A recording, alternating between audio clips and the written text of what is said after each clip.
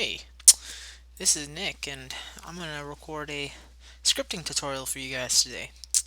So, what I'm going to talk about in this tutorial is I'm going to start out with all the different script types. So, there's the startup, continuous, dormant, statics, and then I'm going to move into elementary mathematic evaluations. I'm going to talk about some other conditions and variables and all that fun stuff. So that way we can get on a good understanding of how scripting works, because I remember when I got into it and I really didn't have a big, huge background on how to do it. And so I had to figure it out and ask people questions. People like Kirby, Matt Drat, Elite Slasher. Thank you for all those helpful times. And so I'm going to see what I can do to try to give people a starting ground to go scripting, because I know it's a really hard topic to get into. And so I think if you have a little bit of a walkthrough, it'd be easier. So that being said, let's get into it. So we're going to start very first with the script types. The first script type we're going to talk about is the startup script. And what the startup script does is when it starts up, it only runs once when the map begins.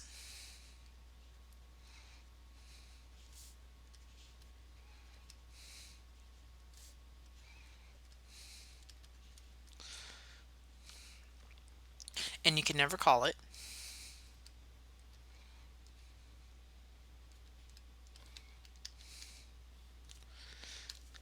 And with that being said, it will never run again.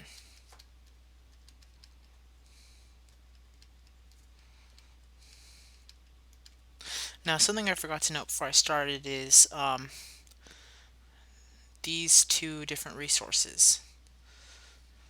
This basically is this PDF, and it has all the commands that you need to get started with scripting. Now, it doesn't have all of them, but it gives you a really good database of what you need to make some cool scripts. So, and we also have this Notepad++ is what you use to edit scripts. You should use it because it gives you line numbers and it helps you orient your scripts right, so that way it doesn't get messed up. So that being said, we're going to go back to the tutorial. Now with the startup script, once again, it only runs once when the map begins. So right as the map loads, your startup scripts are automatically going to run. You can't call these scripts because they're going to run automatically, and they're only going to run once and they'll never run again. So kiss it goodbye once it's done. Now an example of a startup script is right here. And basically how you do it, how you even set up a script, is you use parentheses. And basically what these parentheses do is they kind of sort of keep the in between the parentheses you put what you want to do.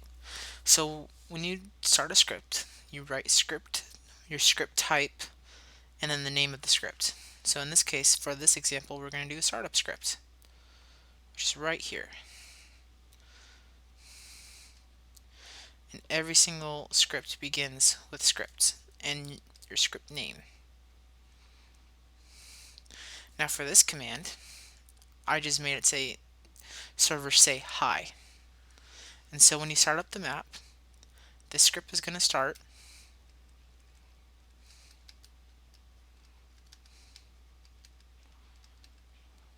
And then where it says server,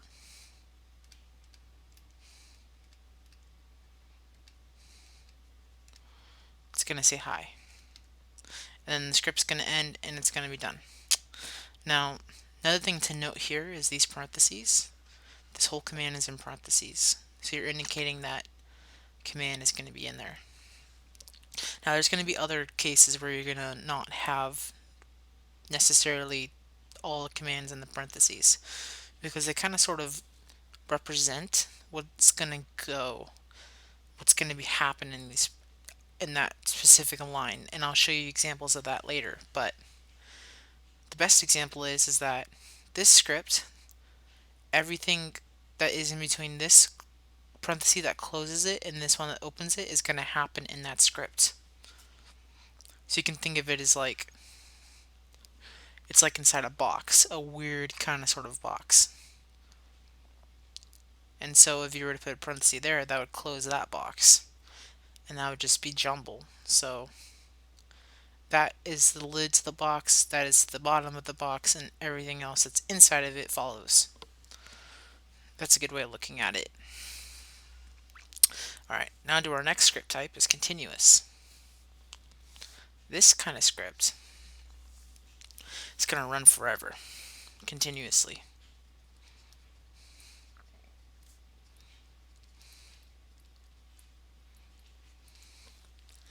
And you can't call it.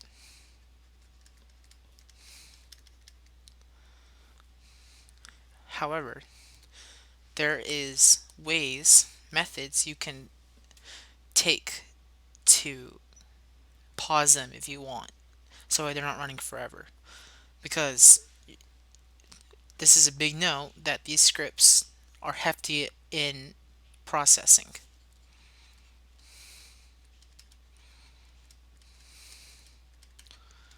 So if you have a lot of these scripts going on at the same time, it's going to make the map lag. And a whole bunch of other nasty things you don't want to happen. So that's why we use other methods to pause them. And I'm going to show you these methods later on.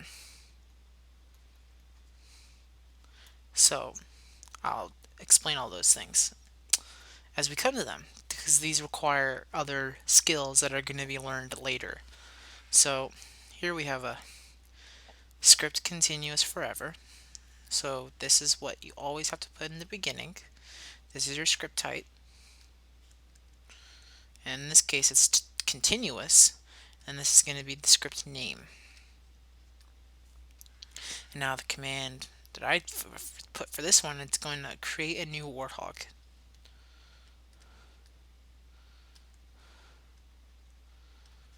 And to note that there are two parentheses here indicating that it's going to be inside this script, and there's two parentheses here meaning that the whole command is going to be in there. To recap where we were, this is the continuous script we're looking at. These parentheses indicate everything that's going to be in it. This is going to be our command. This is our script type. Always have to have a script, and the script name. Give me a second. I'm sorry about this. Okay. So basically what this command is going to do is going to run forever because it's a continuous script. And every single time it runs, it's going to create this object name. It's going to create a new one. Now, if we were to take out the new and just put object create warthog, it would just keep spawning warthogs, and you'd have a huge mess of warthogs, which would not be fun. So, this is why we put the new. So whenever you take the warthog out and you get out of it, it'll spawn it back immediately, because it's continuously running and continuously creating warthogs. So just to show you the example, that's what would happen with the continuous script. Now there's ways we can pause it, and I'll show you those in the future. Next script type we're going to talk about is the Dolman script. Basically, it only runs once using the wait command.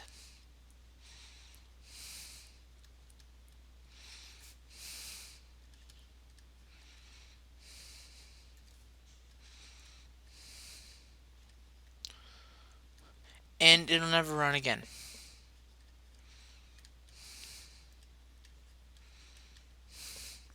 Very useful for single player missions when you want to do objectives.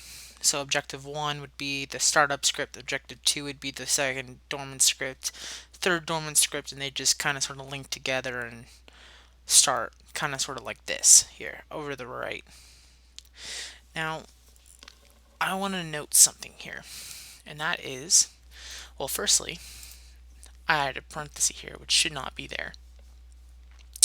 So we want to delete that parenthesis because that is not proper syntax.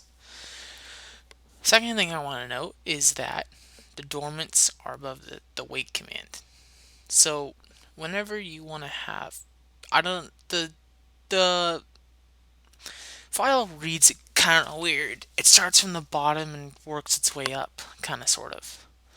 So you want to make sure all your dormant scripts are above the scripts that have the wait commands. And same thing when we move on to statics. You want to make sure all those are going to be above the scripts of what you're going to call. So with that being said, this is the startup that calls the dormant. So what's going to happen when the map loads is this script's going to automatically start up. You're going to see the hi thing, just like in the first example up here. And something I forgot to note is that I forgot to add quotes here. That would totally mess it up and not make it not work. So make sure whenever you do a text or a string, you have quotes. So what's going to happen, it's going to start up. Again, here's our script type. You always have to have script. There's our type. And there's our name of our script. And what's going to happen is the server's going to say hi, and then it's going to wake the dormant script. And then you're going to have the parentheses. Like all the commands are inside the parentheses. And then once that happens, this script is going to start. So it's waiting.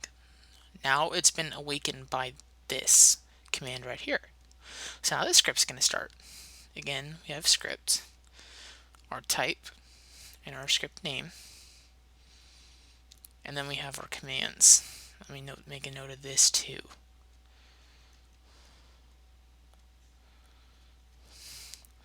This is our command. And basically what it's going to do is just going to create a warthog. And that's all it's going to do. So, map's going to start, it's going to say hi, it's going to wake the script, and it's going to spawn a warthog. Very simple. Now when you get creative, you can do so many interesting things with this. So, that's the dormant script. Now the statics. These are incredibly useful if you know how to use them right. Now, the static void, it's formatted like this right over here. I'm going to get into that in a second. But basically what these do is they can run as many times as you want.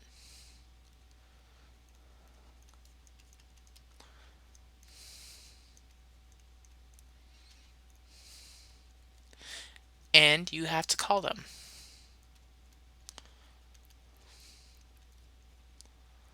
But you use parentheses. So whatever the name of the script is, you just put it inside of parentheses, and it'll automatically know to run that line.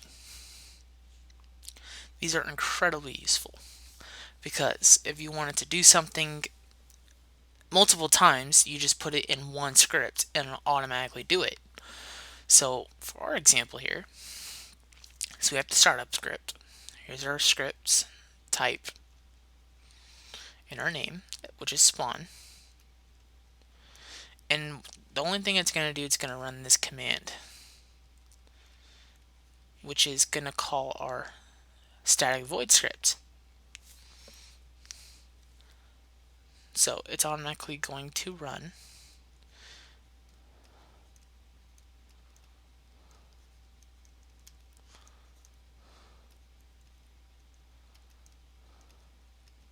It's going to run the define static script. So now how this script works is you have the script, you have type, you have, I'm going to call it the subtype, and the name. And what that's going to do is just basically going to run and spawn the warthog. And then it's going to end. noting the parentheses once again, keeping all the commands together and everything organized. That's the syntax and how this scripting system works. So to recap, the script's going to start, it's going to check it, it's going to stop. This one's going to start because it's been called. Actually, that is wrong. Let me start over with that. What's going to happen is that this script is going to start. It's going to run this command, and then this command is going to run, and then when this command ends, this script is going to end. So this is something I forgot to note. The script that it is called from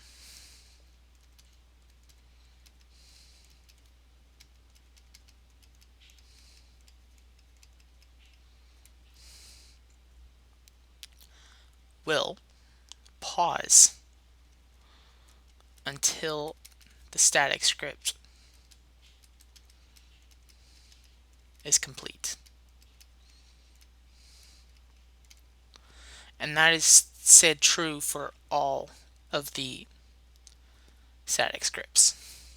But what's nice about these static scripts is when you want to do multiple things, you just condense it. You condense and make your script shorter by doing those multiple commands in one script. And you can just run it anywhere, everywhere, whatever you want to do. So to recap, because I explained this wrong before, the script starts. This command will run to completion. Start out right there. Run the warthog command. It's going to spawn a warthog. The script's going to end, and then this one's going to end. That's what that static void script is going to do. Now the static unit script. This is used to define a unit to a name.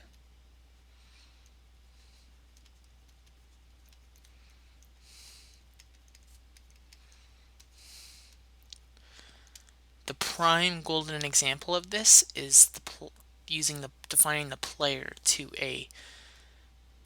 this script. So we have our script type, what I like to call the subtype. Now that might not be correct terminology, but that's what makes the most sense. And this is going to be the name. Or in this case, what it's going to be defined to. So let me explain how this works. This script basically takes this command, and this command travels into the object list and specifies what unit you're talking about, because how tags work is they are in tags and they're objects and objects lists, and the players happen to be inside one of these objects lists, because you can have up to 16 in a multiplayer match, and player number 1 is player 0. And in single player, when you want to talk about the player and you want to do something that pertains to the player, then what you want to do is define the player with this script. So that way all you have to do is whenever, instead of having to type out unit list get players at that whole, having to call what specific player you're talking about in that object list, it's just already defined into the static script. So you just use wherever you want to talk about the player, or whenever you want to use this player, you just put the player in parentheses, the same name, and it'll automatically know what you're talking about, because it's going to refer to this and run this command. So let's say if you were to have players, you change that as well. If you were to have player 1 and then define that to player 1, then you can do player 1, player 2, 3, 4 if you're into multiplayer stuff. So you just put that in any script where you want to call the player, and it'll run that command, and there you go. You have the player ready to go. Now, our final static script. Our final static script is the boolean. And basically, what it does is it checks conditions in the script to see if they're true or false.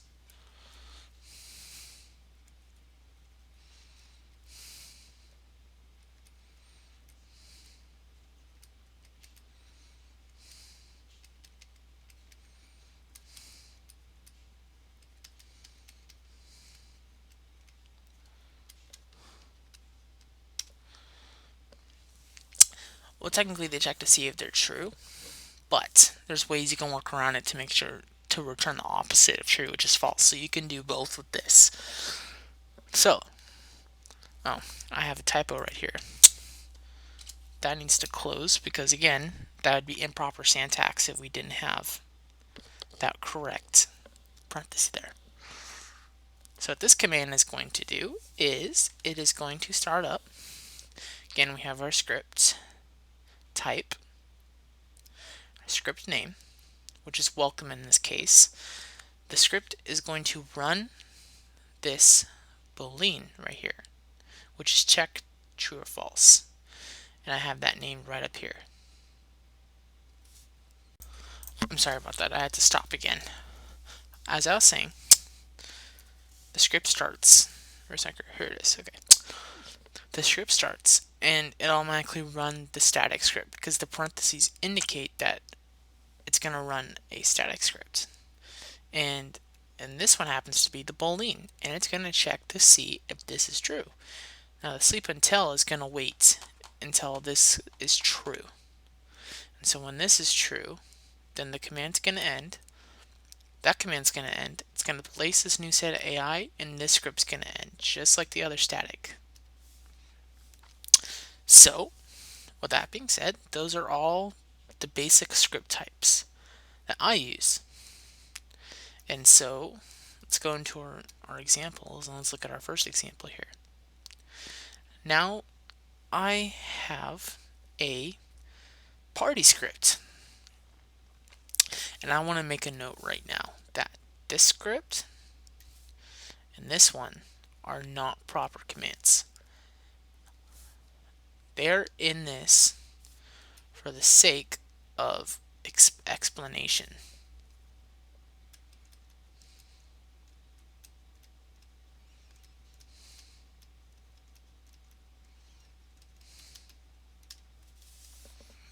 So, let me explain how this script works. And we're going to pretend that these are real scripts, but they're not. So don't think that they are. And I'll explain what I mean by these scripts. So this script's automatically going to start up because it's a startup. This one's going to keep running forever because it's continuous. This one is going to be called from the continuous script. And this script is going to only be called from this script. No, I'm sorry. Yes, this script right here. And this one's defining the player. So what's going to happen is the player is going to start. It's going to spawn. And then this is going to pop up because the map just started up. And then this script's going to run forever and ever and ever and ever and ever and ever. And this improper script, when I thought about setting it up, is that it's checking constantly to see if the player leaves. So, whenever it runs through the script, this command is going to check every single time to see if this right here is true, which is this one right here. Right here. So every single time this continuous runs once, it's checking to see if the player is not present inside the map. And so, assuming that the player is still playing, it's going to return false because the player is still there. So it's going to ignore what's coming after this part, which is wake leaving. And it's just going to keep running forever, ever, doing all these different commands. I'm going to note here, this is our type, name, and our script. And this right here, let me mark this blue, is the static void script, which is right up here. And so whenever this runs, it runs this line, which activates this script, runs this script, which is object creating balloons, and this script, comes back down here, does the rest of the command, and it starts all over again, does it again. Oh, there it is, runs again, runs that again, over and over and over again. So that's what this continuous command is doing. I can label these with steps. 1, it's going to object create a new confetti. Step 2, it's going to start this script all the way up here. Set 3, it's going to run this line, then it's going to end, which is step 4. And then 5, it's going to check to see if this is true. And if it's not, then ignore it. Now, let's say the player leaves. Okay, so now when the script runs, this is going to return true because the player's not there anymore. So, what's going to happen first is that this script is going to start. And then what's going to happen next is that this script, which is dormant, is going to start. I'm sorry about that. That should have not happened. This script is going to run because this, like I said, the dormant only comes from the wake command. And that has been ran because the player just left. So now this script is running, then the S server is going to say come again soon because the player is gone. So it's leaving, saying nice goodbye. And after that, the script's going to end, and then by that point, the player's going to be out of the map, so the scripts are all just going to stop altogether. So, another thing I want to take note, if you noticed, is that I define the player as player. So wherever you see player, which is right here, and I think that's it. Yeah, right there. It's waiting to see if that player is not present, which is defined right there. If he is not, this unit list is not here, not present inside the map. And so that's the gist of how this party script kind of works. I know it's a kind of a weird example, but I figured it does the job and it explains all the scripts in one. So now you kind of sort of have an idea of what script types are and how they work, and all a bunch of other things. So now let's dig in a little bit more. Let's start doing some evaluations here. Math. Probably some of the most interesting things you can do with this. The plus sign, obviously. We know what addition does. What the plus sign does. It adds two numbers or variables. An example here is the set command right here. What this set command does is it sets a variable to a value.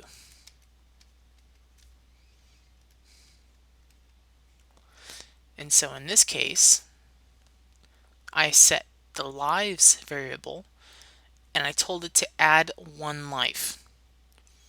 Not set the lives to a certain number, but to add the lives by 1. So if you were to have, let's hypothetically say if lives equals 7, take the lives, put it into this machine right here, and let's say this is that machine. And what's going to do, it's going to add the lives by 1, so the output of that machine is going to be 8 because it adds the lives by 1. Now, that's basically what this command does. But you can also do set lives to whatever number you want. So let's say like 9. Then it's automatically just going to set the lives to 9. So if it was 1, 2 before, that would automatically set that number to 9. So the lives would equal 9 then. So basically that's what this set command does. And then 5 plus 5, it's going to return that as 10. And lives plus lives, it's going to take it, it's basically kind of sort of multiplies lives by 2. And let's say continuing that this lives equals 7, then we'll say it's going to equal 14. It's going to output 14. No, yes, it's going to output 14. So that's basically how the addition works. Now the subtraction. It's going to subtract two numbers or variables. Whoops, I am sorry about that. That should have not happened. goodness. I don't know why my tablet keeps doing this. There we go. Alright, so let's talk about this example now. Let's talk about this set lives. I already explained what this is, but this is going to do exactly the opposite addition, and that is subtraction. So outline it again. If lives equals 7, this is our machine, what we're telling it to do right here. So we're going to drop the lives into this machine right here, and it's going to output 6 because it subtracts lives by 1. As you can see, also, the parentheses tell it to do that.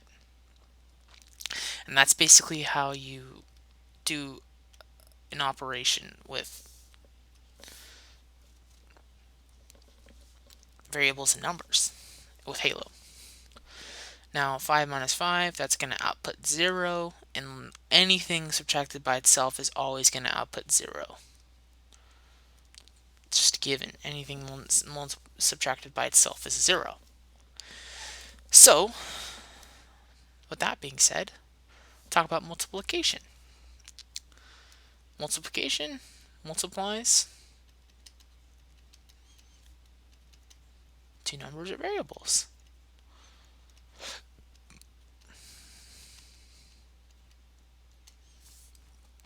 And so let's talk about our examples here. 5 times 5 equals 25. Now, something I didn't note before is that how this is set up. So when you do like an operation, whether it's addition or subtraction, the signs, they go first, and then your numbers, let me pick a different color, gray. Your numbers go second and third. Now with the numbers order, it doesn't really matter how you do it with addition, subtraction, and multiplication, but if you're going to use division, you may want to make sure that your numbers are right, because it's going to take this number and divide it by that number, this number and multiply it by this number subtracted by this number added by that number. Works left to right. And this works same with greater than or equal to, greater than, less than, and less than or equal to. So just make sure your numbers and variables are in the right place. And you can also replace those with variables, or you can do a number and a variable. The syntax is all correct. So 5 times 5 equals 25. Now what this command does is, we all know our famous sleep command here. And that basically what the sleep command does. I'll explain this since we're here. This just pauses the script for a given amount of ticks.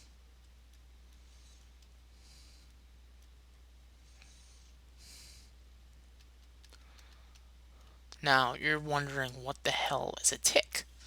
And let me tell you what that is. A tick is just a unit of time used in Halo.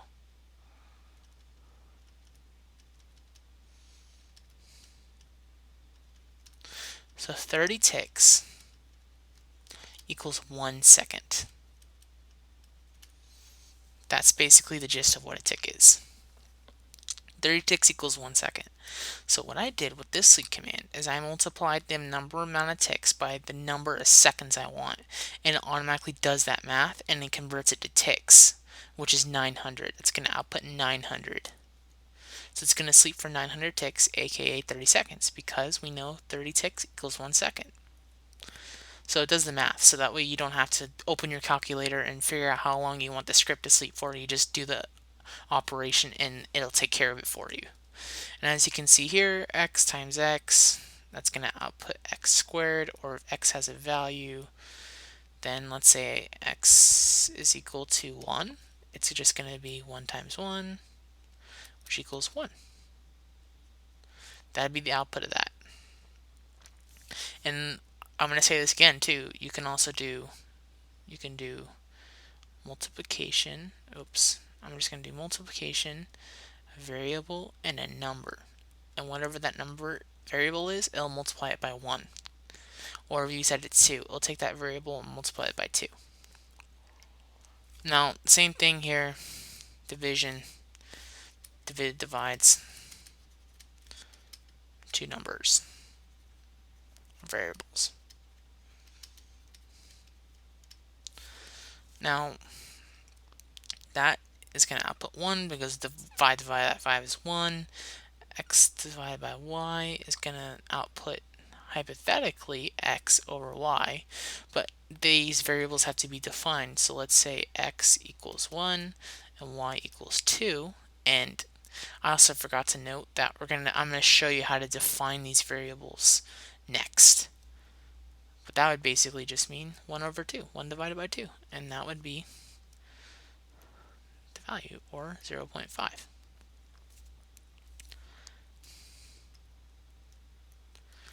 And so, with all those operations now in mind, I'm going to skip a little bit here because I had to add these in the ending. And we're going to talk about the equal sign. And this just basically says that if two numbers, it returns true. Two numbers are true. Otherwise, return false.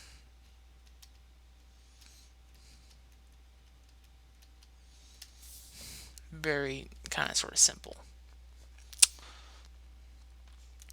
So, 1 equals 1. That's a true statement. So that's going to output true.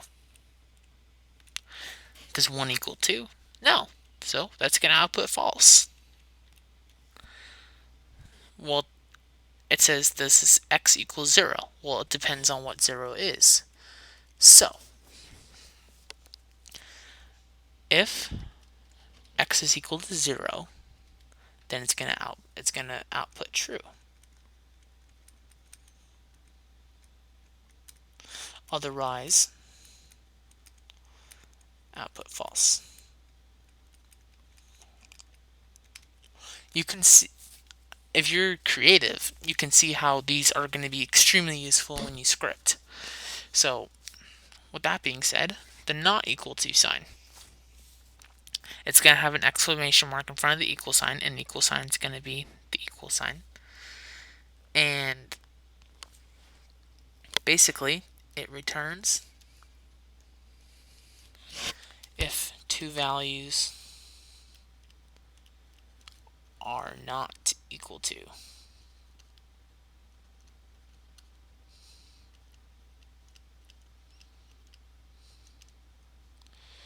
It returns true if two values are not equal to each other. Otherwise, return false. So an example. Does 1 not equal 1? No, 1 equals 1. So that's going to return false.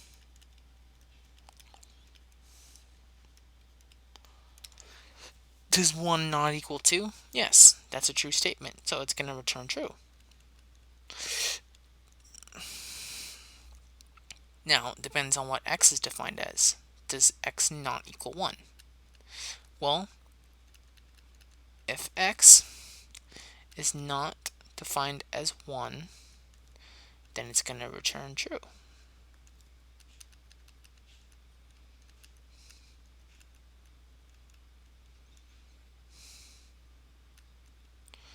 Otherwise, false.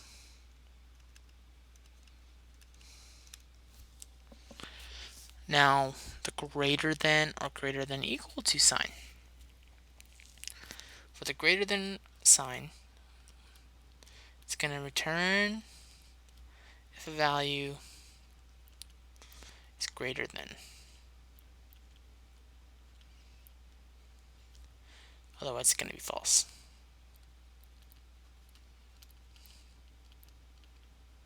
So now, I noted to you before that number placement is important because it just imagine that this sign goes in between the two numbers. So the left number is going to ask if the left number is greater than or equal to the right number.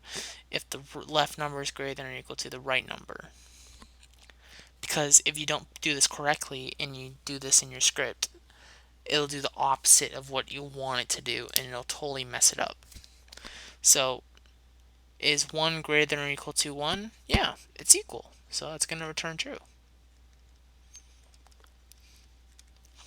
Is 1 greater than 2? No. So it's going to return false.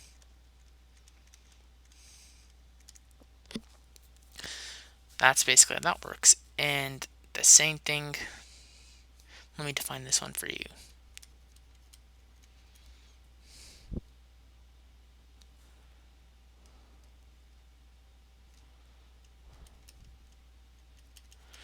If a value is greater than or equal to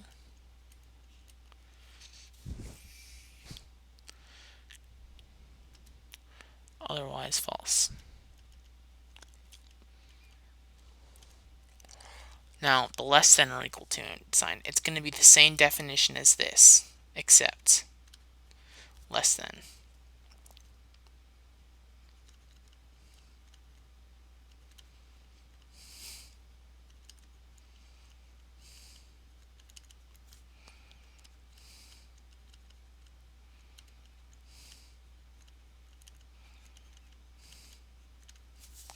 I'm going to use a different color this time because I know it's kind of confusing.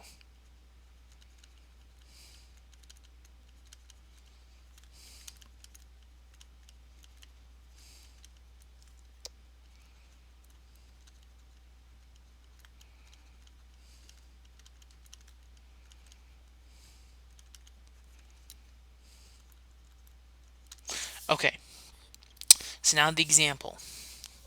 Is 1 less than or equal to 1? Yes, because it is equal. So it's going to return true. Now, is 1 less than 2? Yes, so that's also going to return true.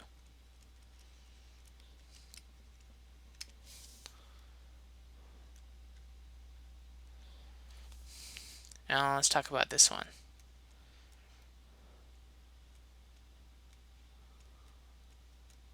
Is 2 less than 1? No, so that's going to return false.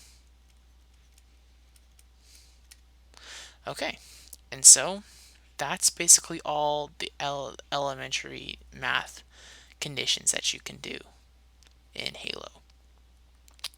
Now, if you're really good with math and you know how to break down some functions and things from algebra, you can apply algebra into Halo and use that to create some pretty wicked cool stuff. And so, let's continue with some more conditions before I jump into variables. So, one of these conditions is called a begin. And basically what that does is it just begins the chunk text defined by the parentheses.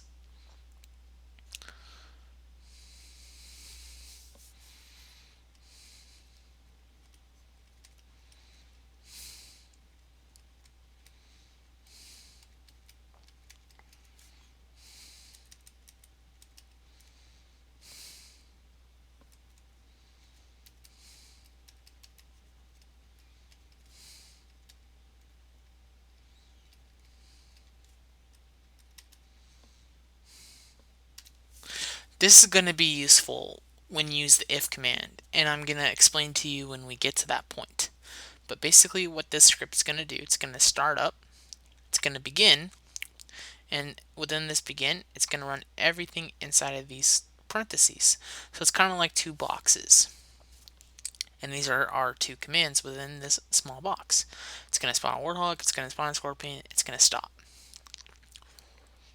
It's just going to execute everything inside these parentheses. Now, another very useful condition is the begin random, and it begins a chunk of text in random order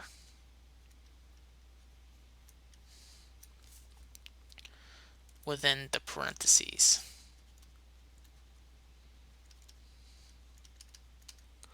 And so when this script runs, it's going to begin this random script, and it's either going to execute this one first or this one first.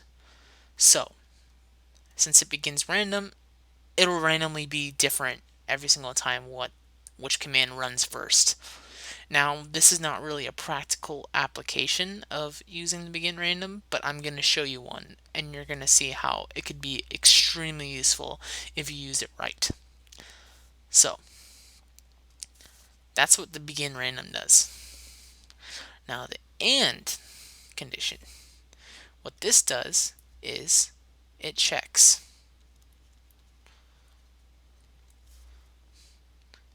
a list of conditions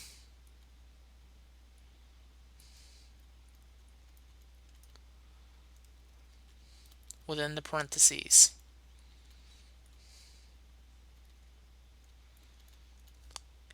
And it returns true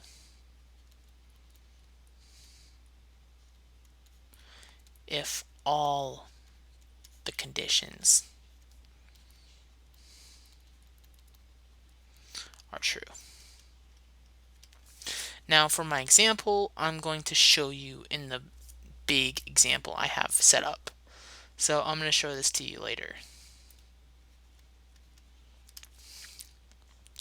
And I'm going to make sure I explain it and it makes all sense, okay?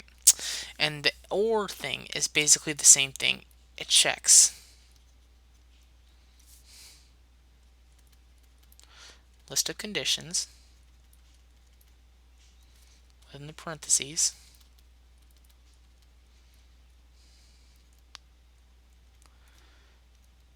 and it returns true. This is where it's different from the AND. If at least one condition is true. Otherwise false. And let's say if one condition is false, return false. Extremely useful if you know how to apply it, both of them. And we're gonna go and create a live script once we're done here, and it's totally gonna make sense once we use all of these scripts in the lives we implement it into something. Now the not, this is going to be useful when you want to return the opposite of the specified conditions.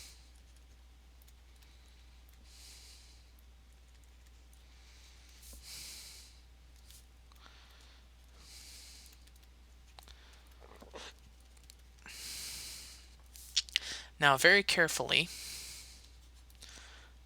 and quickly, I told you all the way up here about the boolean, and it only returns true if this only returns if it's true. Now if you put a not there, then it's going to do the opposite. It's going to check for the opposite things. So if it basically returns false in a way, because it's just looking for the opposite of what you're asking for. So that's how you can make this boolean checking for false, is if you add a not and negate it. But that's all it does, it just negates it. That's all it does. And with that being said, we're going to jump right into variables. These are incredibly useful if you know how to use them. They are so useful. I remember when I started them, I learned what they were. They were not, they were easy, but it's like, what do you use them for? That's the part I couldn't figure out. It's like, what's the point in them? But I'm going to show you how we're going to use them, and you're going to see how they are extremely useful, and they're awesome. So let's start with the variable types. The boolean. is it defines a variable as true or false. Now, how you define a variable is on the very top of your script. This is the very first thing that comes up in all your scripts. And you define it using the global, meaning you're talking about a variable. Your variable type, let me use a different color. Your variable name, which is X, and then what you're going to set that variable to.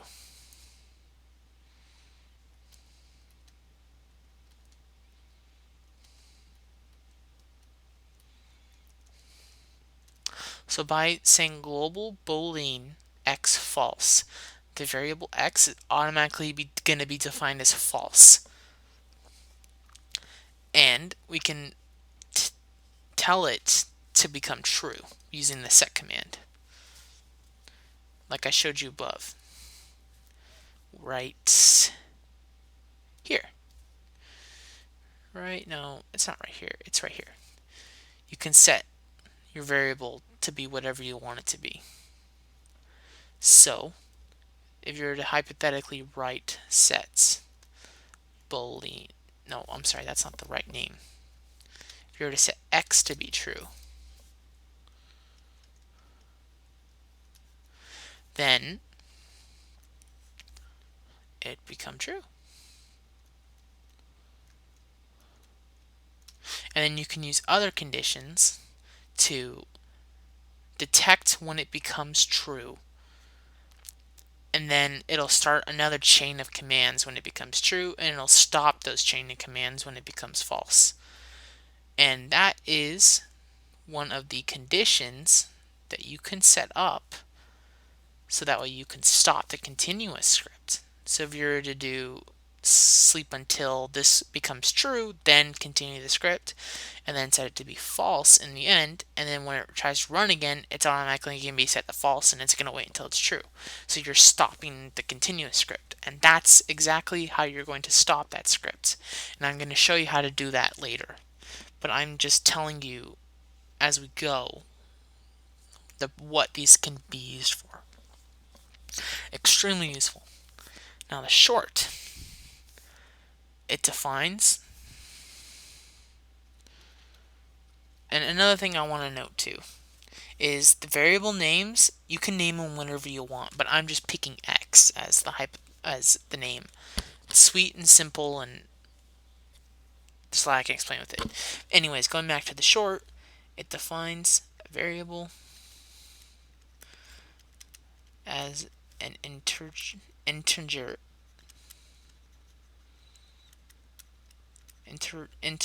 value. I'm sorry for I can't pronounce today. Between negative, let me look at my notes here. Negative 32,767 and positive 32,767. Now, the short is called short because that's the maximum range that variable can be defined as. So if you were to define it as 32,768, that would not be right. That would not work because that's out of the range of what you can define it as, and that's when you go into the long variables. So again, how I define the short value is global, which I'm talking about the variable, the variable type, and then let me change the colors. Then we have the name of the variable,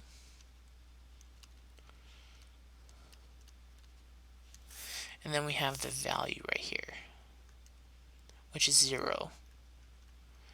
So the variable is going to be set to 0. Now, if you do set x1, then it's going to change that to 1. This, all it does is just sets its initial value. So that would basically set x to 1. And so when you were to use this variable and inspect it, it would return as 1. And then what you can also do is you can do conditions in a script. If this variable equals this number, then do these commands. If it does not equal this number, then don't do those commands and do these commands instead. So we were to do set x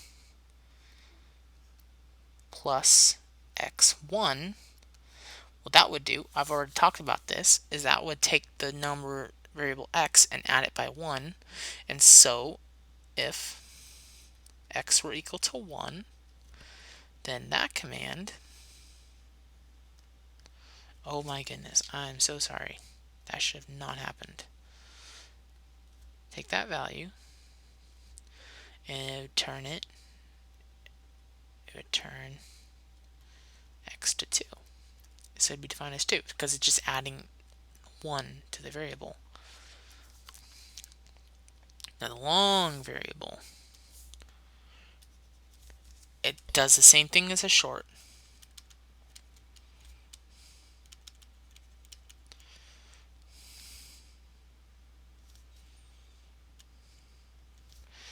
As an integer,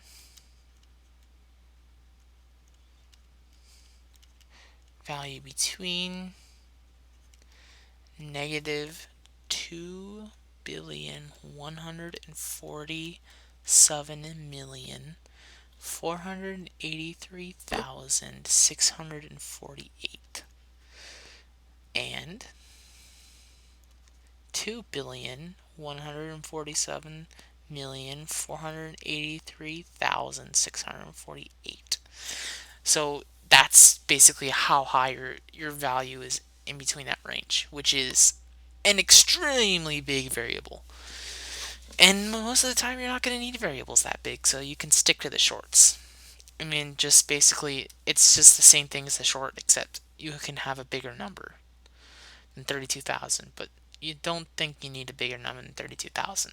I don't know, unless you get really creative in ways I can't even imagine. So this is the variable. This is the type. Change the color again.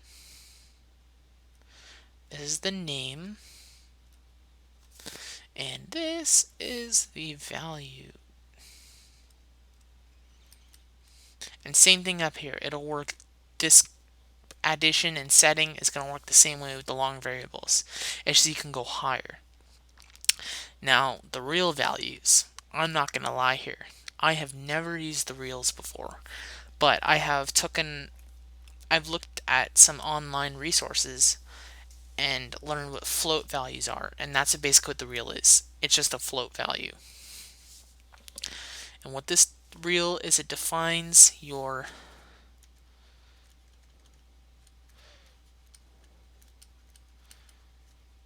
with a floating point value, aka a decimal. Correct me if I'm wrong, because that's what it looks like. And you have the value range of 3.4 E plus or minus 38. It's expressed with 6 digits.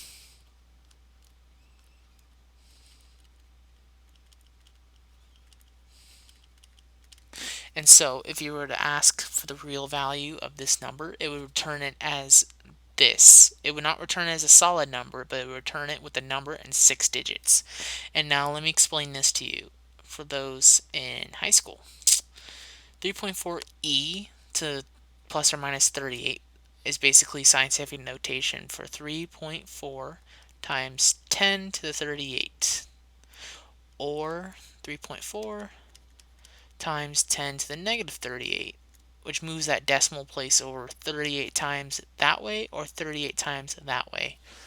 So basically you can have a huge decimal number, but it'll only tell you the first 6 digits. Big number. That's how big the number can be. It cannot be any bigger than 3.4 times 10 to the 38 power, or 3.4 times 10 to the negative 38 power. It can't be any bigger than that. And so, let's break this down.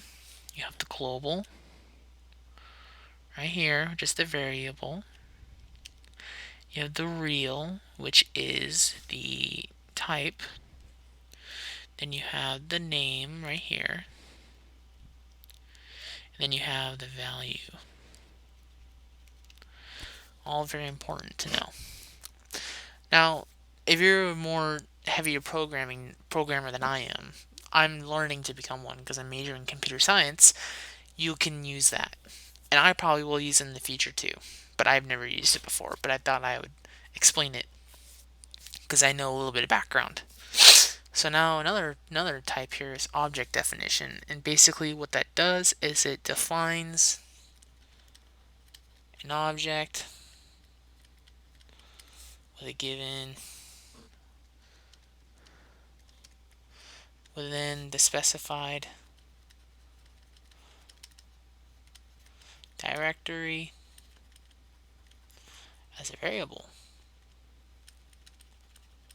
Extremely useful. So let me break this down for you. This is the variable right here. You know this. This is the type. This is the name. And this big sucker right here is the directory.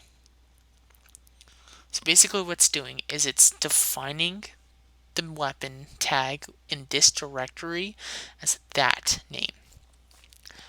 That is incredibly useful. There's so much power behind that. I can't even explain it. There's so much you can do with that. So it just turns that object within that directory as a name. So you don't have to keep defining the location of the tag. For that matter, you can't even define it to begin with. But whenever you use the mag name, it's automatically going to know you're going to be talking about the object within that directory. And now let me tell you something. When you add a weapon from that directory as a weapon tag and you call that variable, it's going to know what weapon you're talking about. Let me show you an application that I did with that. And what I did is I basically cut it and pasted that from this script right here. I defined it as this. And what I did is I created a syncing. Well, I didn't create this, Gamma did. I have to give him credit for that. But I took it and kind of sort of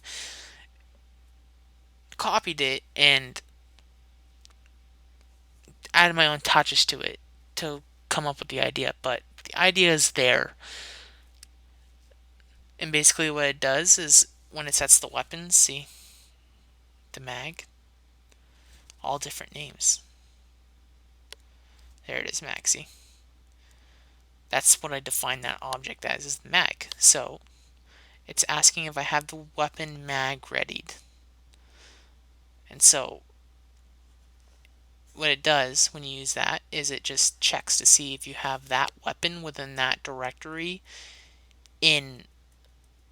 present in your hands. So when you add when you go to weapons, add type weapons, click add, go to that directory, type add in that weapon tag, it's gonna know that weapon tag comes to that directory. And so you just define that as that name. That's basically what it's doing. Very cool, very useful. And so another thing I learned about when I was trying to create a stage is an effects, and what it does is it does the same thing as an object definition, except it defines an effect tag within the directory.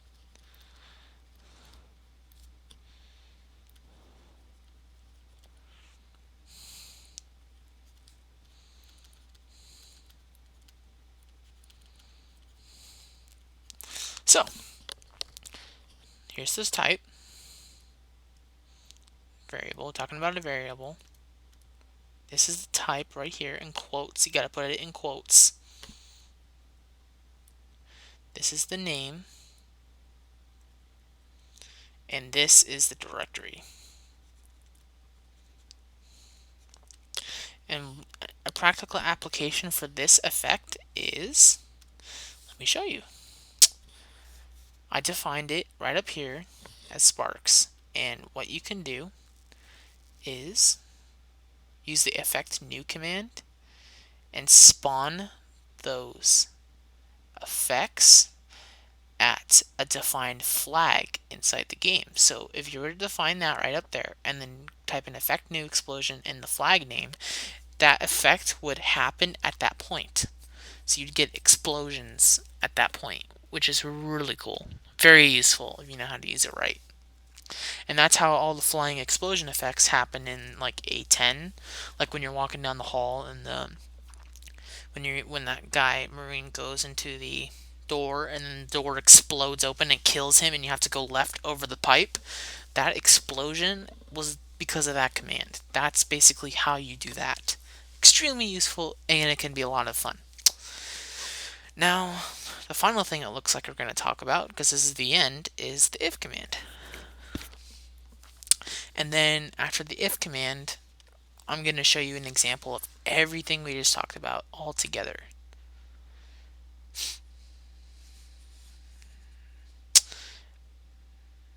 This if command is extremely useful. Extremely useful. Give me just a second here.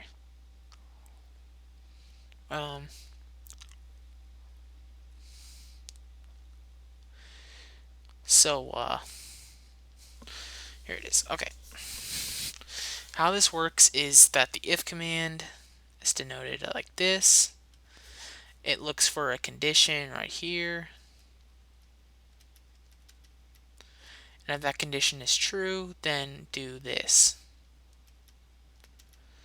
If it's false, then don't do it and move on. That's basically how it runs. So, if this is true, then do this. Here we go. 1. Determines if it's true.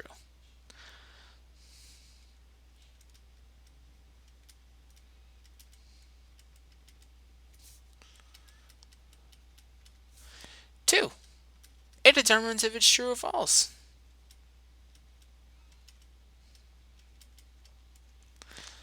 Okay, true or false.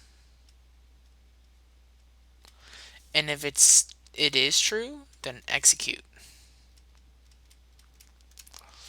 Now, this is where the and, the or, and the begin is all going to come into play, is with this command.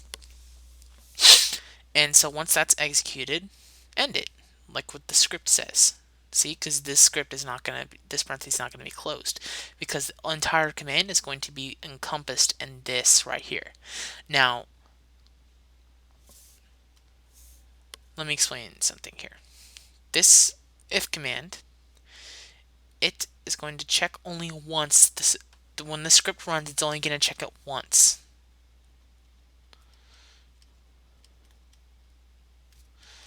To see if the condition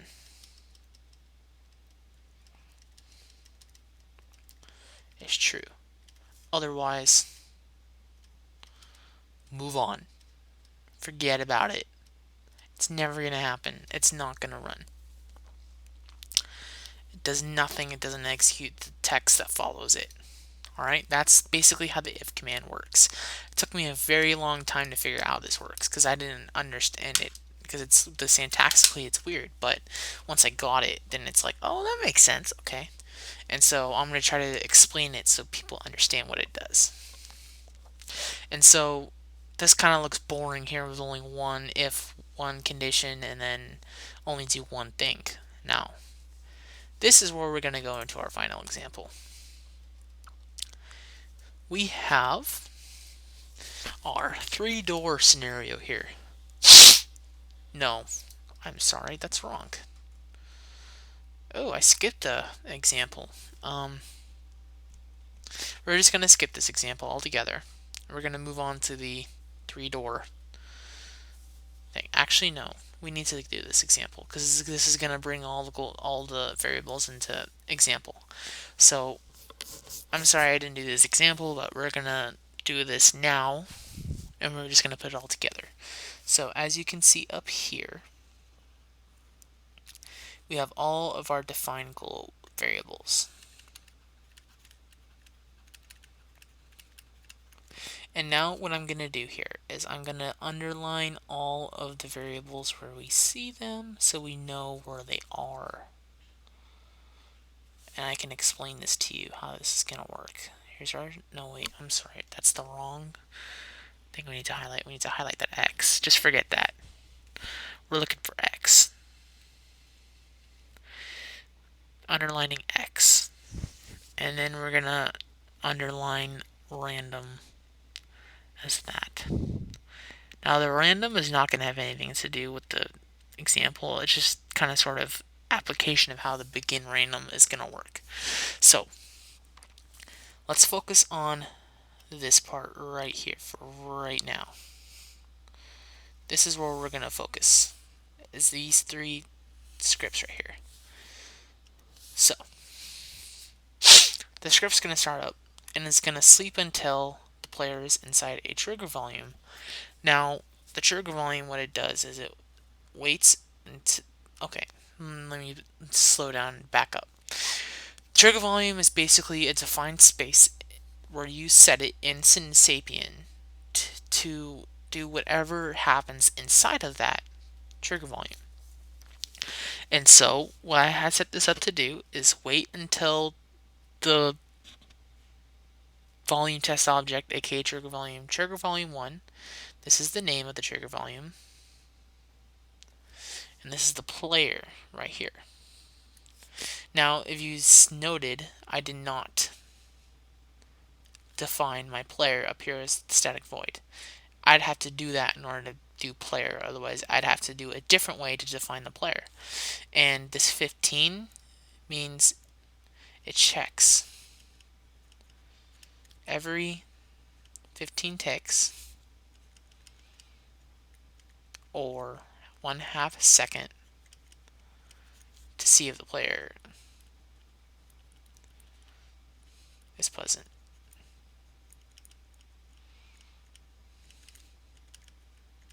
Inside the trigger volume.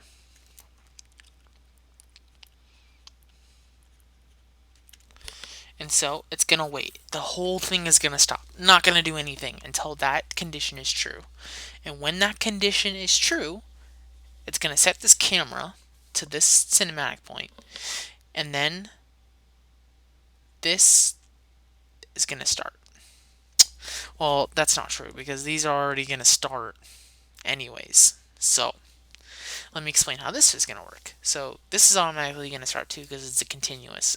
I'm sorry that I did not explain that properly in the beginning. Everything is all these are already going to start running. So what's going to happen with this is that this AI is going to place, and I forgot to put a parenthesis there. That would be syntaxically wrong if I didn't put that parenthesis there. It's going to place the AI, and then it's going to wait until this AI count is 0. This is what this sleep until. It waits until the AI living count of this encounter is equal to 0. Let me break that down. As you can see, that's the equal sign in application.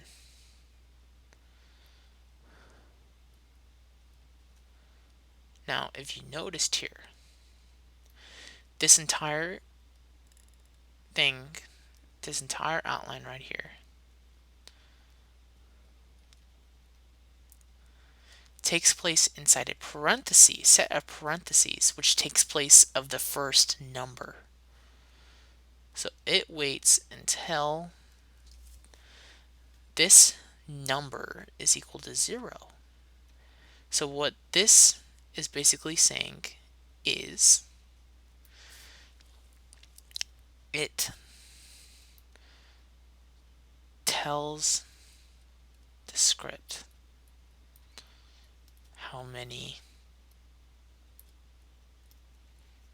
AI are alive in that encounter. So basically, to break it down a little bit, we know the equal, if we know equals 5, 5, that's true, right? Now to expand on that first number, that's what basically that AI living count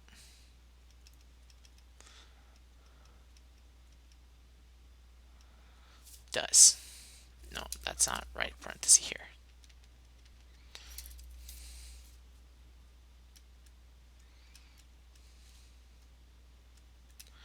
So it's basically just taking the place of a number.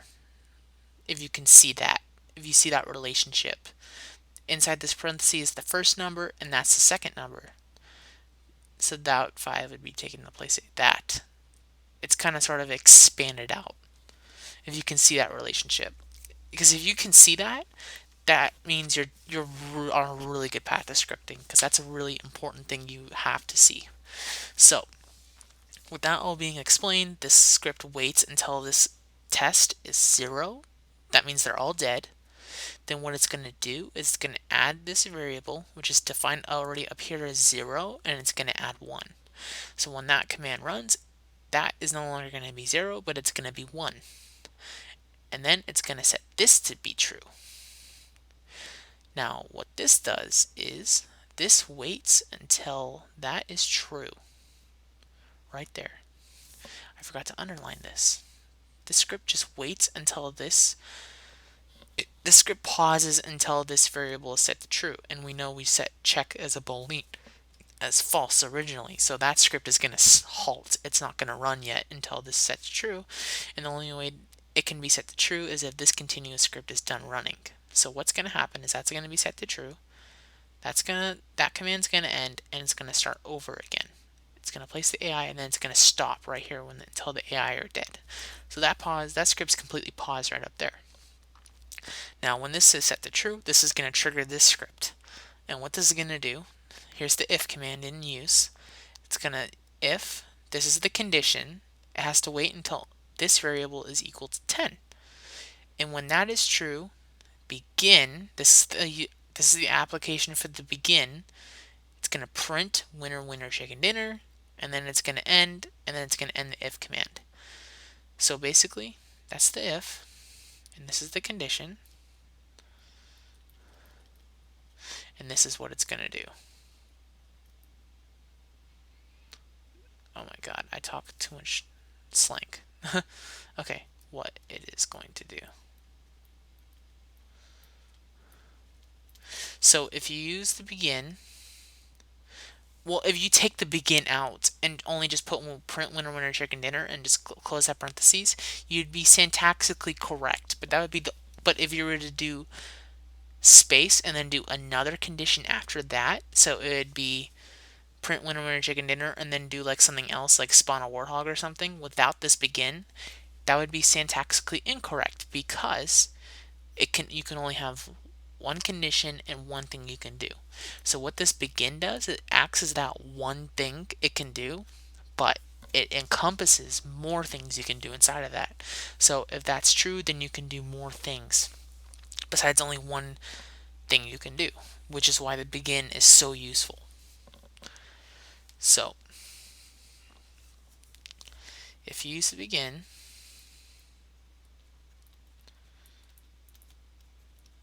you can have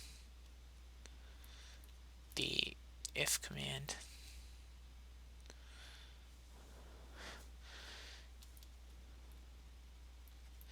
do more things if it's true. Extremely useful, and I'll show you how that's going to work too. So here we go. Let me finish explaining this now. So what's going to do, it's going to check that is 10, and obviously it's not going to be false because it's still 1, because we already said that it's going to be 1 because it already added 1 once the AI is dead. You can see where this is going if you're smart. So if when it equals 10, then it's going to begin and print that, and then it's going to stop. But is it true? No. So it's just going to ignore it, like I said. It's going to ignore it, not even run it, not even think about it. It's going to set this automatically back to false. And note how this is outside these parentheses. Anything else you want to do after the if command has to be outside of those parentheses, and you have to close the if command outside when you're done with everything you want to do inside of it. Same thing with the begin. It just adds everything you want to do in between the close parentheses. Think about it like the box. Everything you want it to do is inside this little box. All the if condition, what you want it to do is all inside the if box, and all the if box is inside the script box. Think of the parentheses like boxes to keep it organized. And so it's going to set this to false.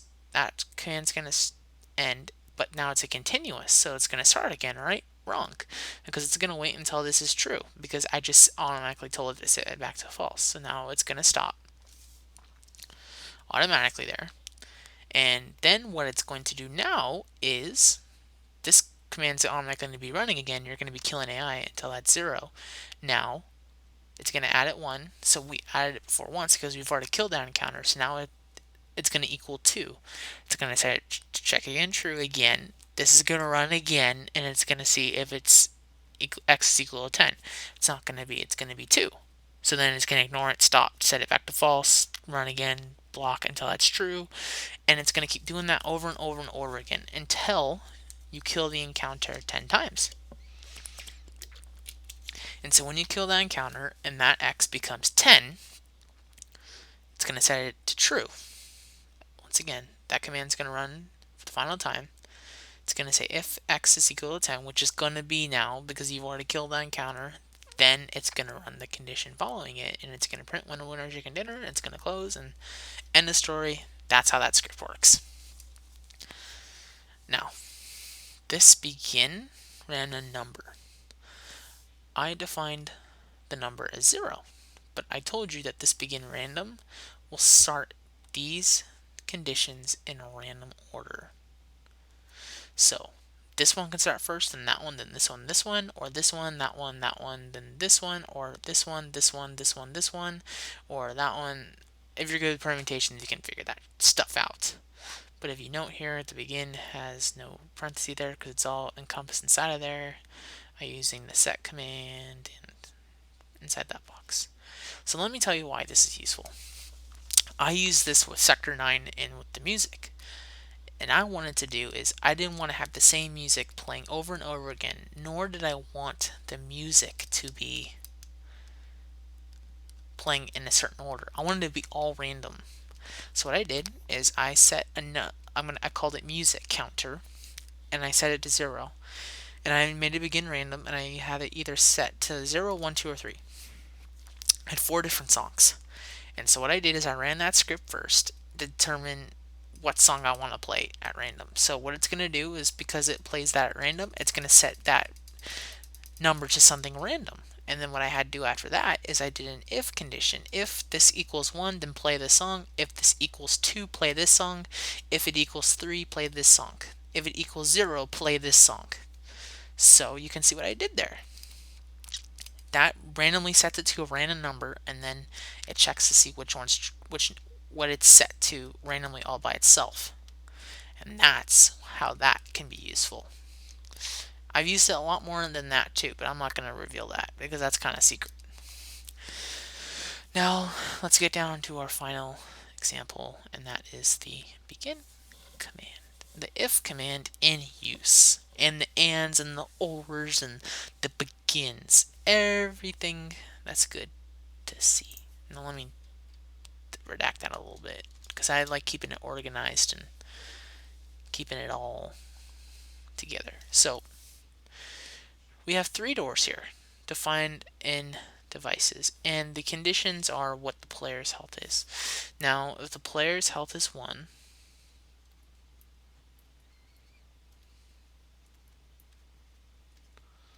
let me set the stage, then they're alive and well. If the player's is 0, then the has no health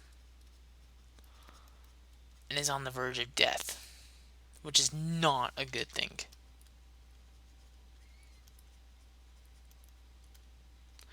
Now, if the player's health is -1, then they don't exist. Basically, what happens when they die, their health sets to -1. They don't exist. Not on the object list anymore. It returns as -1. They do not exist. Player's dead. So here's the 3 doors example. Now, what's going to happen is that, as you can see, this is going to run forever and ever and ever and ever because it's a continuous command. Now, what it's going to do is it's going to check this to see if these conditions are true. See what I did there? The AND command. So what this is going to do, in order for this to run right here, in order for this to run, let me correspond these right here. In order for this begin to run, both of these conditions have to be true. Now that's a paradox that I set up there. That's not a very good application, but it shows the example that door 1 is never going to open because the player's health has to be both 1 and 0 in order for this condition to run. So this is always going to be false because the player can't either be alive and well and have no health. It's impossible. So that's never going to happen. So you automatically know it's automatically going to skip that every single time. It's going to check it. Both these conditions have to be true, and if they are, then begin this right here. Let me do this. Let me outline this a little bit better here for you. So this one has a chance of working because it can be either or. This is the if part right here. And then this is the condition part right here. And this is the do this part right here. And these 2 different parentheses are within the confines of the if command. So the or command, if you remember what I told you, is either if one condition is true, then it's going to return the whole thing as true. So the player can either have 1 health or 0 health. So that's true. So what's going to happen? This is going to run, and it's going to set the position of door 2 to 1. Basically, it's going to open. That's what's going to happen. Now, that's how that OR commands. The AND commands, they both have to be true, and that's never going to happen. Now, the NOT, let me explain how this is going to work. Meaning it's going to return the opposite. So, this basically says the player doesn't exist. Now, I'm telling it to return the opposite of that, so the player can exist in order for this to be true. So the health is either 1, 0, or 0, then you know that it's automatically going to be true. So if the player is not dead, they're going to be true. It's going to be true. So let me outline this one more time again for you using colors. If here's the if statement, here's the condition, and then this is the do this if it's true. And as you can see right here, we have the parentheses, and this parenthesis corresponds with this one right up here. You can see that. Let me kind of sort of highlight it there. And so if the player is not dead, then that door is going to open. If the player is alive but not dead, then that door is going to open. And this is never going to run because the player can never either have 1 or 0 health. This whole thing is going to return true. It's going to return false, my bad. I didn't mean to say that.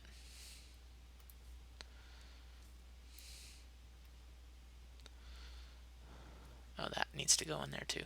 My bad.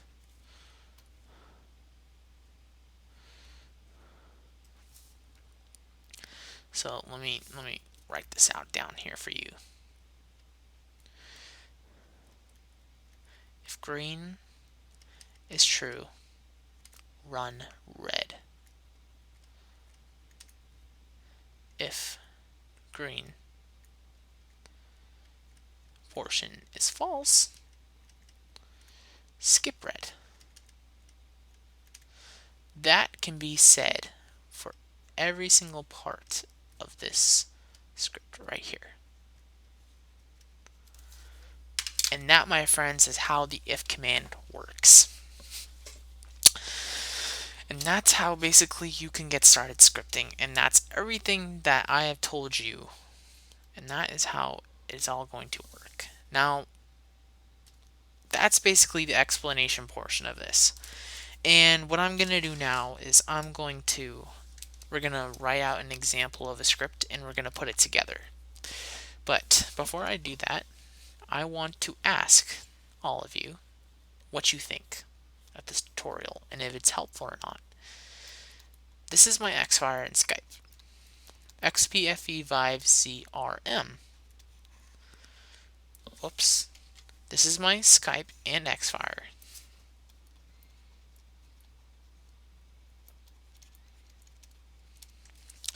And this is going to be my Halo Maps account. Nixter 5000. Let me rewrite that 0 because it's kind of messy right there. I'm sorry about that. But what I want to know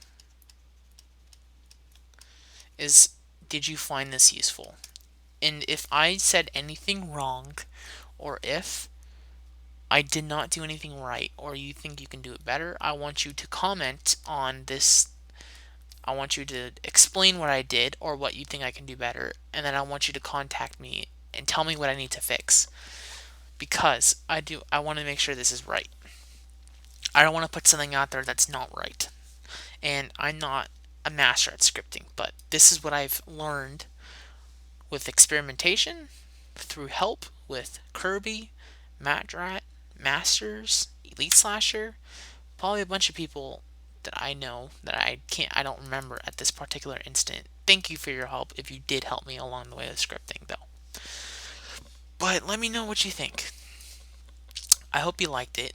That was like a solid, gosh, almost 2 hours of just talking about scripting there. Excuse me as I'm drinking water, but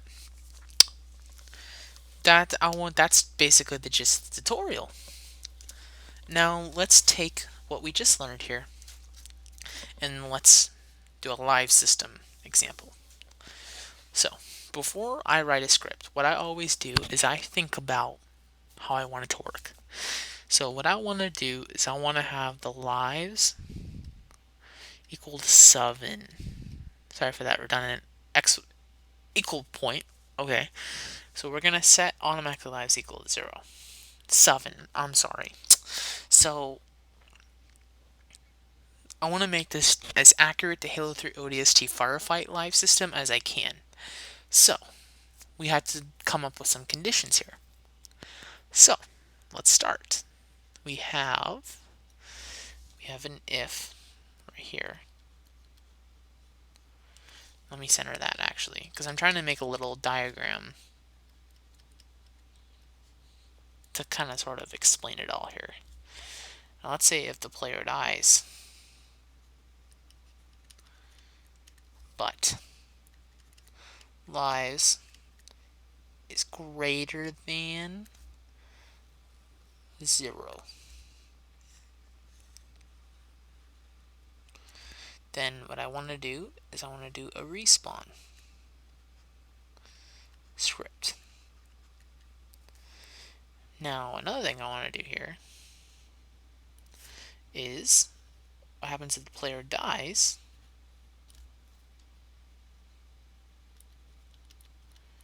but lives is equal to 0.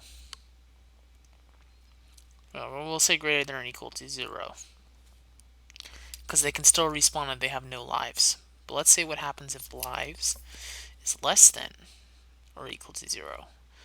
They're going to be dead forever. So game over. So branching off of this respawn, let's say if lives, I'm going to denote it as lives, is equal to 5. Then we're going to do dialog, just like from Halo ODST, 5 lives left. And let's say, because I have this dialog, let's say life equals 1. Then we want to do 1 life left. And let's say if life equals 0, then no lives left dialog. So basically this is how this script is going to work. It's going to check to see if this player dies. It's going to do two things. It's going to check if the player dies, and it's going to see what lives is. If lives is greater than or equal to 0, it's going to respawn the player with a respawn script. I'm not going to get too in depth about how to do that. You can look at Firefight Descent script, because I use that script to formulate how to respawn with more equipment and stuff. You can look into that if you want to do that. And it's going to do things after you respawn. If you have lives equals 5, then 5 lives left. If you have lives 1, 1 life left. Lives 0, 0 lives left. But if you have no lives left, end the game. And basically the gist of this script is, let me write this down. If lives is greater than or equal to 0, player respawns. I'm going to write sub conditions because I'm indicating the dialogue.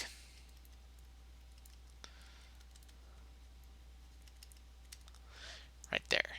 But now if lives is less than 0, game over.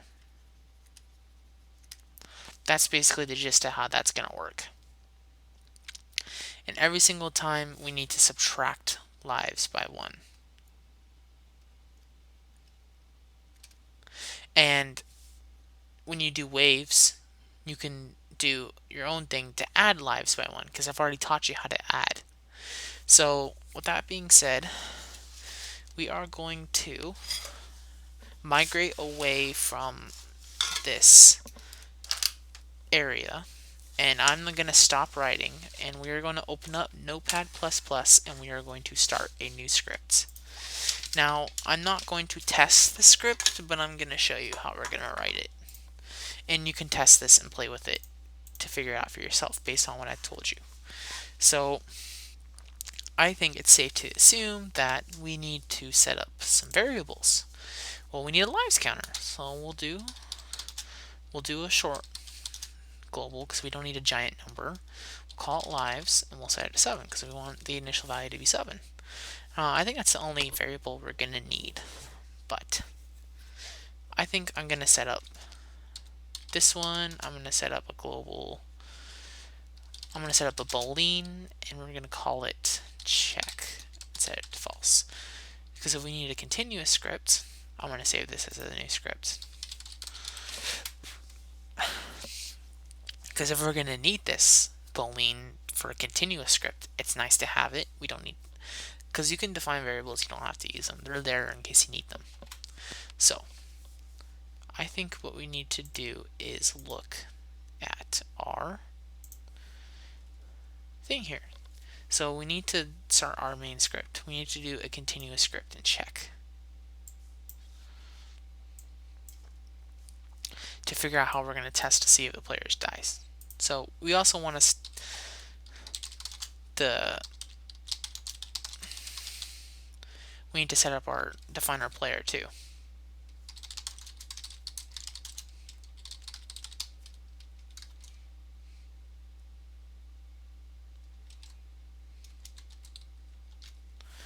We need to define our players. Let me double check to make sure I did that right.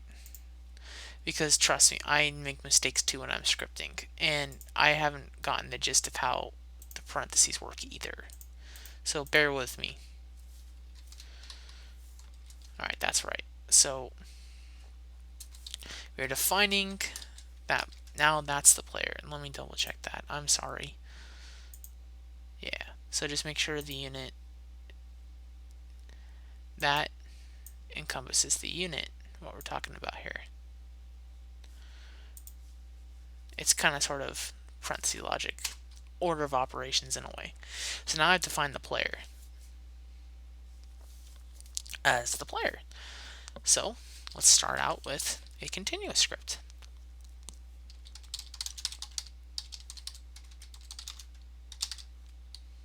All right. Now what we're going to do is we're going to be checking to see if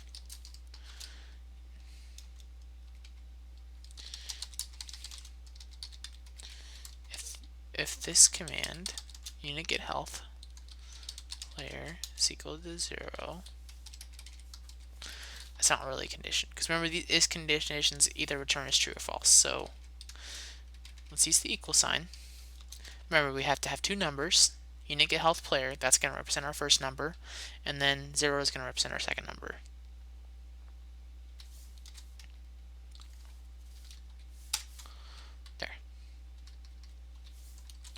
There. Okay, that's going to represent our second number. So if the player has 0 health, which means they're dead. Now let me note here too.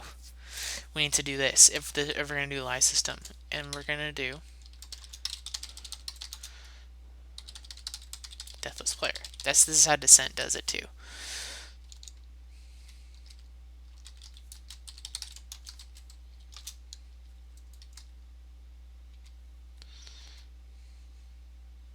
Let me think about this. We need to check it. Just do this.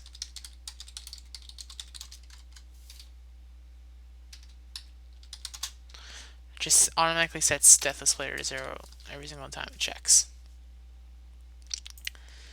But let me see how I did it in this. This is all my old scripts.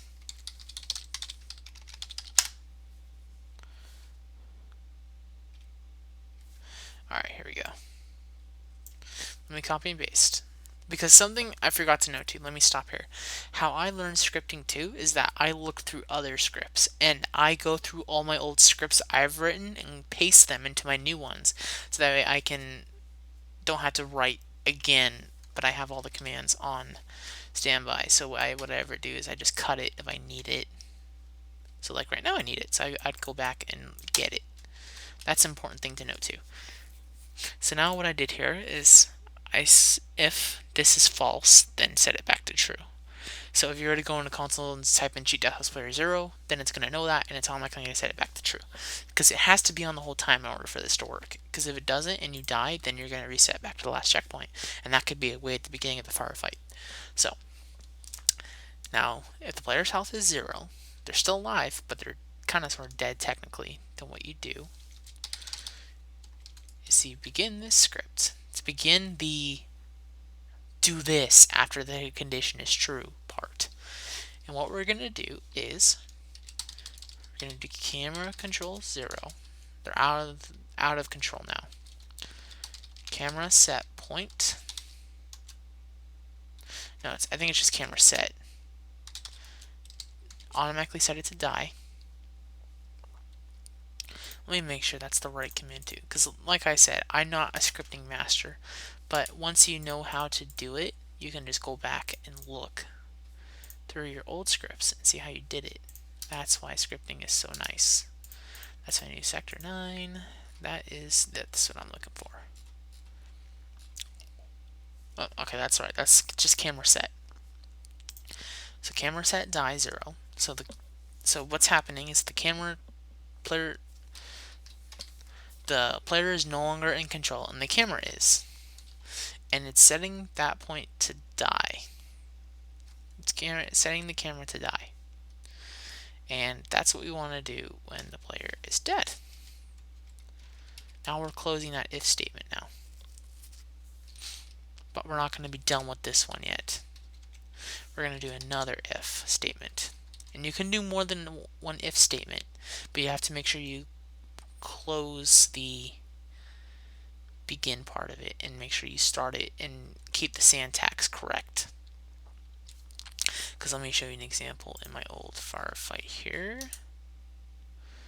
You can do more than one if command as an umbrella. If I find the right. See, if blah blah blah, begin blah blah blah, da da da da da. See? You can just do more than one condition. Right there. I don't know why my mouse just did that, but that was kind of weird. If you'd say so. But we want to make sure we want to encompass it in this one here. Because remember, this is following this condition here. So if, let's say, equals, if lives is equal to, no, we want to say if lives is greater than or equal to 0. We're going to begin the respawn sequence. And we're going to define that as a static void script. Alright. Now let's say if lives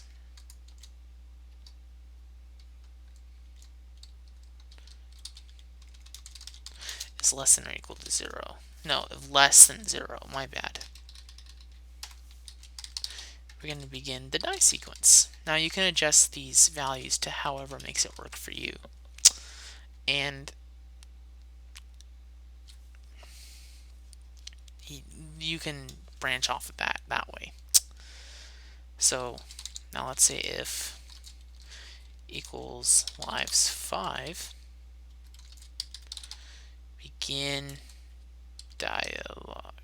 No. I don't know why am I begin the dialog static void script. We'll do the same thing here.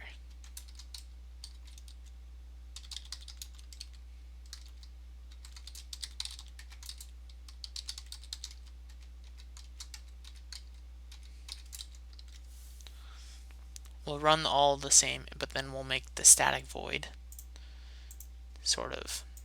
Let me cut my connection here. I'm sorry about that. Oh gosh.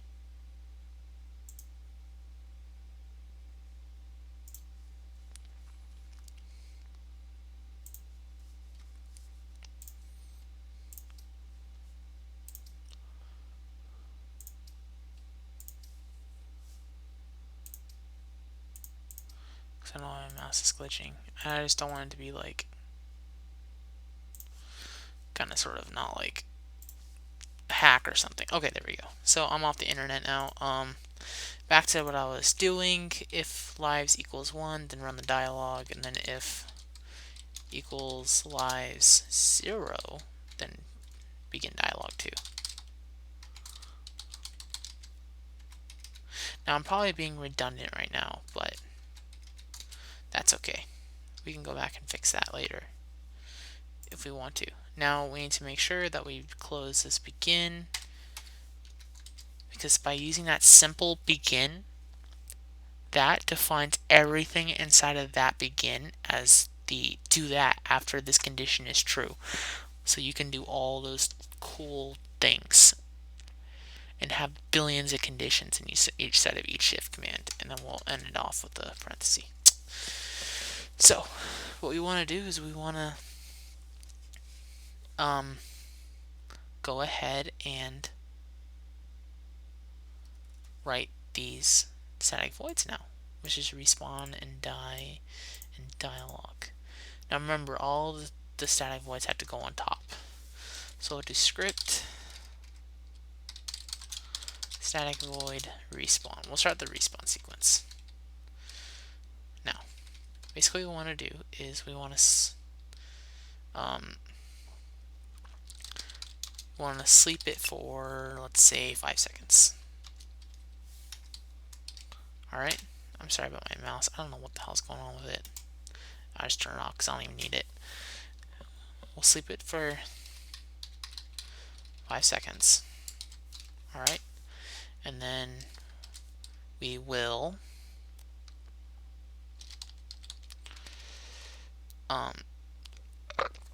excuse me,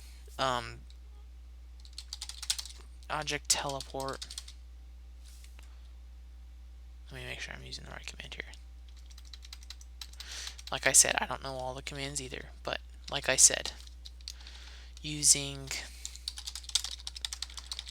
your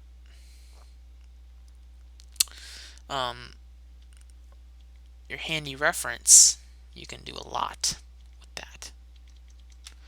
So object teleport, object, and the cutscene flag. So player, because we already defined the player, and we'll call the flag respawn. If you don't know how to add a flag in Sapien, you go down to game data and then it's flags. Right click where you want to put the flag and then name it respawn, and that's where the player is automatically going to teleport to.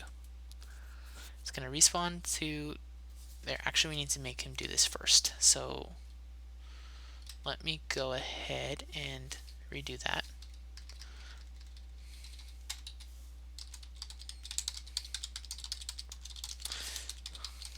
Sorry, the AI don't pummel them. And then we'll sleep it for 5 seconds. Then we'll camera control. The hell? Excuse me.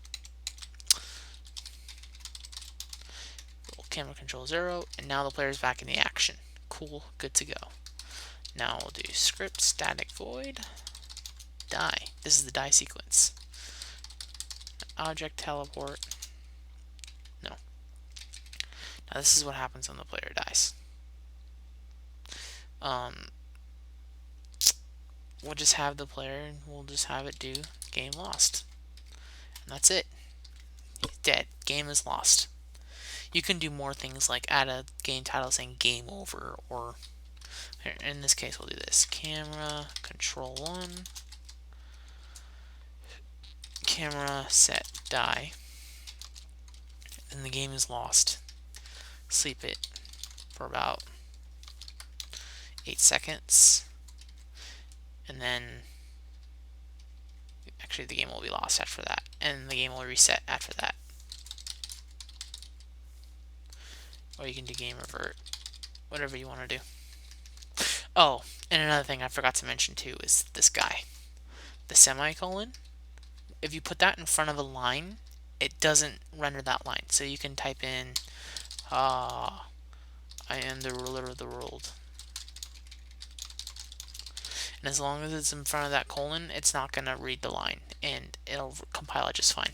With that being said, you want to make sure you write comments with your script so that way people can follow your logic if you want to release them, or you can go back to it if you want to.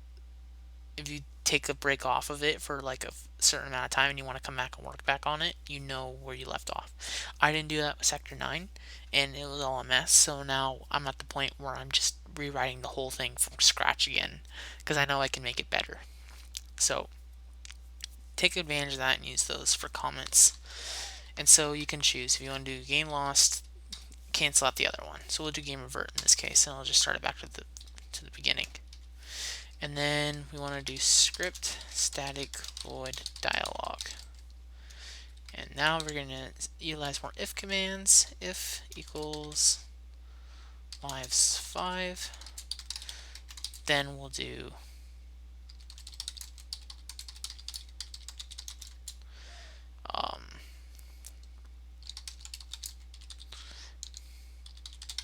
dialog reference none 1.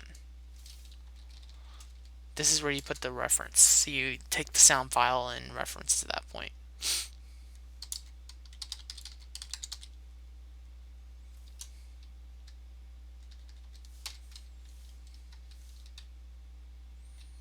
Alright.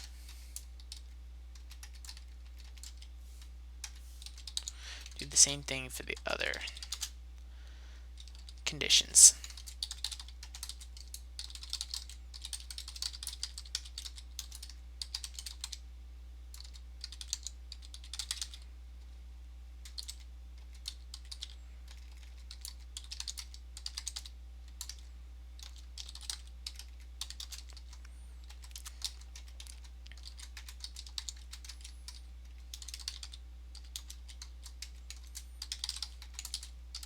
And if this gets really popular, I'll make more tutorials on specific commands too.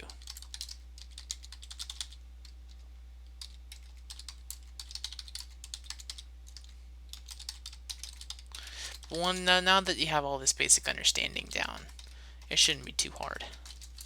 And I think that's all we need for this lives check. So let's check everything is working here.